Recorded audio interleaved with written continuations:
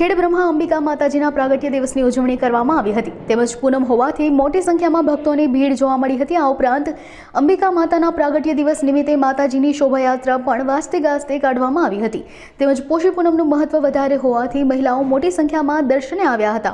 આજે પૌષ સુદ પૂર્ણિમા છે જે માતાજીના પ્રાગટ્ય દિવસ તરીકે ઉજવવામાં આવે છે। એ નિમિત્તે શ્રી ખેડબ્રહ્મા અંબિકા માતાજી ટ્રસ્ટ તરફથી માતાજીનો જન્મદિવસ ઉજવવાનું આયોજન કર્યું છે, જેના ભાગરૂપે મંદિરને ફૂલોથી સુશોભિત કરવામાં આવ્યા છે અને લાઇટથી ડેકોરેટ કરવામાં આવે છે।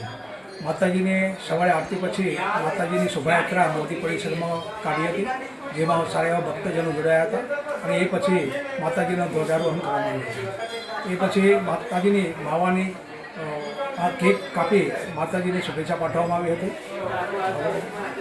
ભક્તજનોને સારું ભોજન મળી રહે એ માટે ટ્રસ્ટ તરફથી ₹20ની કૂપનથી ભોજનની પણ વ્યવસ્થા કરવામાં આવી છે।